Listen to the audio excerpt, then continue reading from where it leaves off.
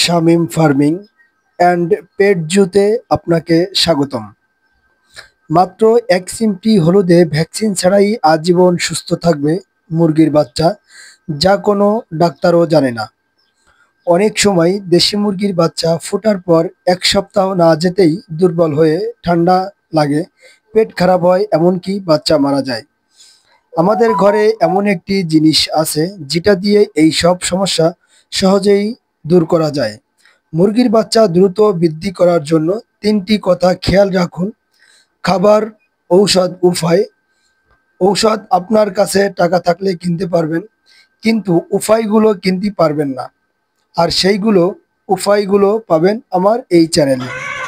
ভিডিওটি যদি ভালো লাগে তাহলে একটি লাইক, চ্যানেলটি সাবস্ক্রাইব করবেন, আর না হলে করার দরকার নেই। মুরগির বাচ্চাকে দ্রুত বৃদ্ধি ও দীর্ঘজীবী রাখার জন্য অনেকগুলো উপায় আছে।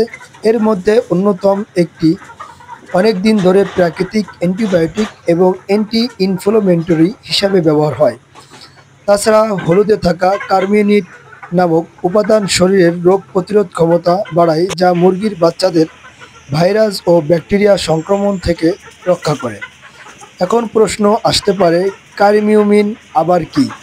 হলুদে রং আনতে সাহায্য করে। এর পাশাপাশি ডায়রিয়া, বদহজম, আমার স্বজাতীয় রোগ প্রতিরোধে হলুদ খুব কার্যকরী ভূমিকা পালন করে।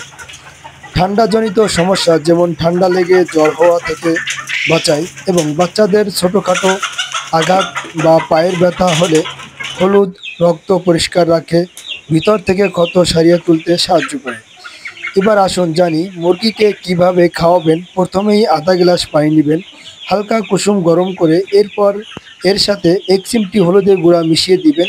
পানি ঠান্ডা হলে মুরগির বাচ্চাকে পানির পাত্র খেতে দিবেন।